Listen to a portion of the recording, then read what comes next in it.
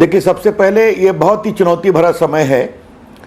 ये एक अभिशाप है, एक महामारी है, और ऐसी चुनौती 150-200 वर्षों में एक बार आती है। देखिए अंजना जी, आप भी जानती हैं, आप एक वरिष्ठ अनुभवी पत्रकार हैं, आपके दर्शक भी समझते हैं कि एक ऐसी महामारी है जिसकी दवा अभी तक नहीं आई है। तो इसे नए नए तरीके से रोकने की कोशिश करनी पड़ेगी। लॉकडाउन से जनता को असुविधा होती है, हम समझते हैं, लेकिन हमें गर्व है हमारे प्रधानमंत्री पर कि उनकी अपील पर देश ने एक साथ खड़े होने की हिम्मत दिखाई। और प्रधानमंत्री जो टीम इंडिया की बात करते हैं, तो सारे प्रदेश भी सामने आए। चुनौती है। मैं आपके चैनल पर जो कल हमारे मध्य प्रदेश के मजदूर भाई मारे गए, अपनी बहुत संवेदना प्रकट करता हूँ। ये नहीं होना चाहिए था। अब आगे कोशिश की जाएगी कि ऐसी दुर्भाग्यपूर्ण घटनाएं नहीं हो। अब आपने जब मुझसे पूछा है तो थोड़ा मुझे समय दीजिए। इस लॉकडाउन में हवाई जहाज बंद है, ट्रेन बंद है, सड़क बंद है, लेकिन मेरे सभी विभाग चल रहे हैं। चाहे मोबाइल हो, चाहे वो टेलीफोन हो, चाहे वो वीडियो कॉन्फ्रेंसिंग हो, चाहे वो आईटी हो, चाहे वर्क फ्रॉम होम हो, चाहे हमारा पोस्टल डिपार्टमेंट हो। कुछ मैं मोटी बात आपको खाली बता देना चाहता हूं, फिर बाद में आप मुझसे सब सवाल पूछिए और चर्चा करिए। सबसे पहले हमने संचार विभाग को कहा कि भारत में घर से काम होने की पूरी सुविधा को लिबरलाइज करो, वर्क फ्रॉम होम। तो हमने सारे नियमों को शिथिल कर दिया। आज मुझे आपको बताते हुए खुशी हो रही है कि भारत के आईटी कंपनियों का 85% काम घरों से हो रहा है। भारत आईटी के क्षेत्र में बहुत बड़ा बैक एंड ऑफिस है।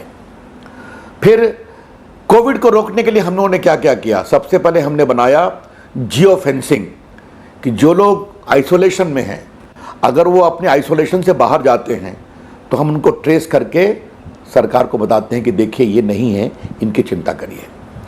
दूसरे, कोविड सावधान। कोविड सावधान क्या है?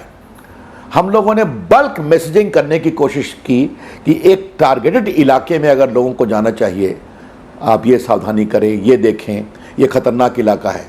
अब तक आपको जानकर खुशी होगी, 14 प्रदेश लगभग 21.5 करोड़ बल्क मैसेजिंग भेज चुके हैं। तो ये हमने कुछ प्रमुख काम किया।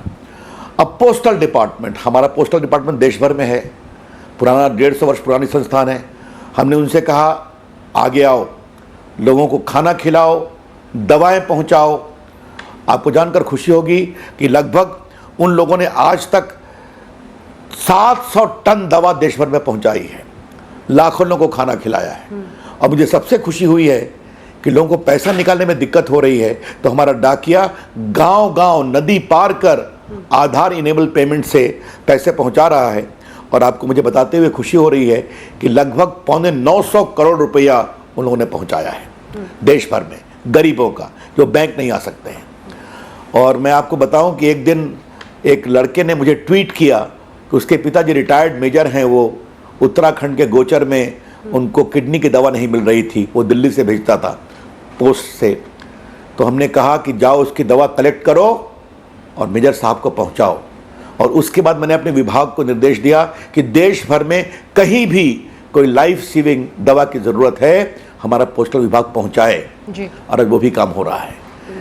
ये कुछ मैंने मोटी बात आपको बताई, और बहुत कुछ चर्चा करने को है, लेकिन मुझे संतोष है कि चाहे वो हमारा BSNL हो, चाहे प्राइवेट टेलीकॉम ऑपरेटर्स हो, चाहे वीडियो कॉन्फ्रेंसिंग हो, चाहे इंटरनेट हो, इन सबों ने मिलकर देश में संपर्क को रखा है। लोग बात कर पा रहे हैं और वीडियो कॉन्फ्रेंसिंग भी कर पा रहे हैं, तो अच्छा लगता है। ठीक है, मुझे लगता है रविशंकर प्रसाद जी, आपने एक एक बात बताई, क्या कुछ हो रहा है। एक एक प्रयास इस वक्त बहुत महत्वपूर्ण है, और एक एक मुस्कुराहट जो किसी भी महामारी के दौर पर किसी चेहरे पर आ रही है, वो मुस्कुराहट बेशकीमती है। लेकिन अब जो सवाल मैं आपसे पूछूंगी और जो आप उसका जवाब देंगे, उसको एक एक दर्शक बहुत ध्यान से सुनेगा। मैं इसलिए ये बता रही हूं क्योंकि हर हाथ में इस वक्त अगर मोबाइल है और लोग आरोग्य सेतु डाउनलोड कर रहे हैं, तो वो आपकी बात सुनकर ये तय करेंगे कि ये उनकी निजता का हनन का मामला है या फिर आपकी कोशिशों से जीवन रक्षक बन रहा है आरोग्य सेतु। इसीलिए मेरा सवाल आपसे ये, राहुल गांधी का कहना है कि आपने एक सोफिस्टिकेटेड यानी बहुत ही एडवांस्ड सर्वेलेंस का तरीका बनाया है आरोग्य सेतु के जरिए, और महामारी का फायदा उठाकर आप इस वक्त लोगों पर नजर रख रहे हैं। आप कहते हैं ये झूठ है, क्या है आपकी दलील? देखिए, पहले बात आपसे मैं कहूंगा अंजना जी कि राहुल गांधी को देश की इस चुनौती का एक आप रेफरेंस पॉइंट मत बनाइए। ये मैं आपसे बहुत विनम्रता से आग्रह करूंगा। राहुल गांधी जी टेक्नोलॉजी कितना समझते हैं, आर्थिक विषयों को कितना समझते हैं, इस पर कभी चर्चा हो सकती है और चर्चा होनी भी चाहिए। ये बात मैं बहुत जिम्मेदारी से बोल रहा हूँ। लेकिन मैं उनसे एक बात अवश्य कहूँगा, कृपया करके अभी राजनीति बंद करिए। आपकी पार्टी का क्या इतिहास रहा है सर्वेलेंस का, वो भी चर्चा कभी आगे करेंगे।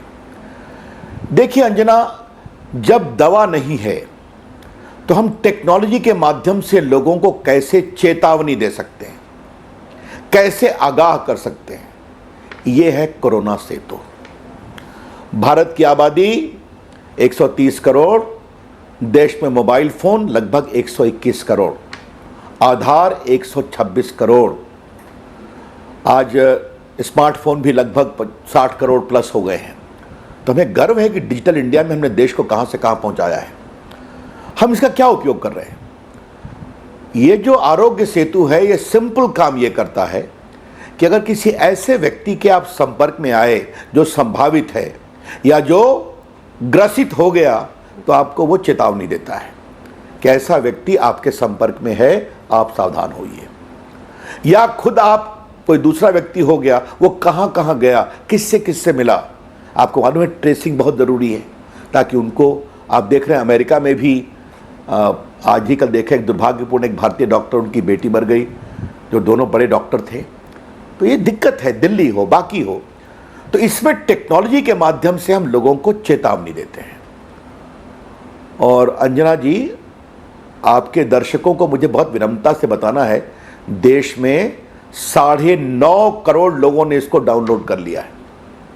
तो 9.5 करोड़ लोग इसकी विश्वसनीयता पर विश्वास करते हैं। अब यह कैसे काम करता है?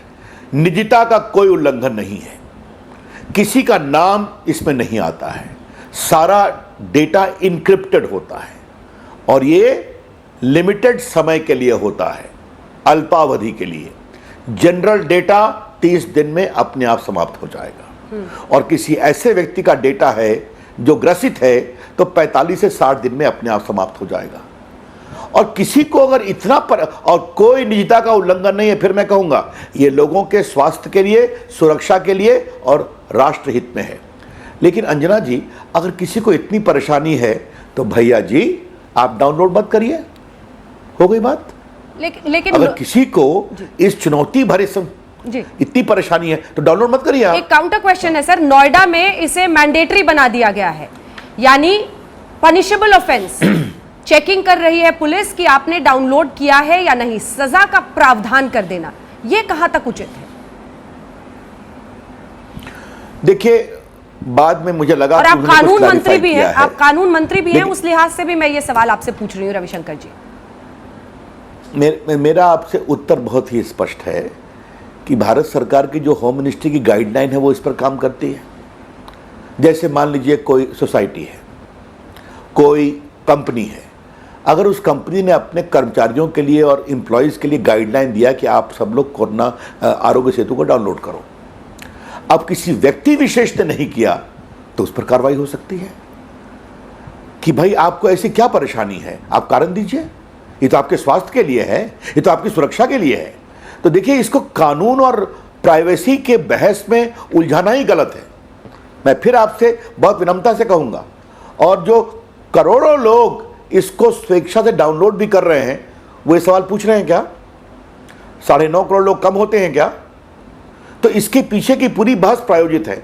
और अंजना जी, आपके चैनल के माध्यम से आपके सबसे तेज चैनल के दर्शकों को एक बात मैं और बताना चाहता हूं, दुनिया के कई देश इस तरह के प्लेटफॉर्म का उपयोग कर रहे हैं। पश्चिमी देश भी हैं, अमेरिका भी है, बाकी देश भी हैं, क्योंकि कोरोना तो दुनिया भर में है। वहां पर ये सवाल उठते हैं क्या, उठ रहे हैं क्या? आपको मुझे ये बताइए कि लॉकडाउन में कहा गया आप घर में रहिए, दफ्तर बंद हैं, स्कूल बंद हैं, तो कुछ लोग कहेंगे हम स्कूल जाएंगे क्या, हम दफ्तर जाएंगे क्या, हम पार्क में घूमेंगे क्या? हमको मॉल खुलवाओ क्या, ये वही बहस है। ये देश हित में, सुरक्षा हित में अगर ये काम किया जा रहा है तो इसको समझना चाहिए। मैं इतना ही कहना चाहता हूं। ठीक है, मेरा अगला सवाल आपसे ये है कि सर इसमें ब्लूटूथ ऑन करने को, क्योंकि सभी लोगों ने डाउनलोड किया हुआ है, ब्लूटूथ ऑन करने को कहा जाता है, मार्जिन ऑफ एरर भी क्या कुछ इसमें हो सकता है? कितने लोगों के पास स्मार्टफोन्स है? ये ब्लूटूथ वाला जो पूरा इसमें एक प्री कंडीशन एक तरह से है, अगर आपको एक्यूरेट डेटा चाहिए, इस पर जानकारी दें। देखिए, मेरा साफ कहना है, ब्लूटूथ का उपयोग किया गया है टेक्नोलॉजी के माध्यम से ट्रेसिंग के मामले में।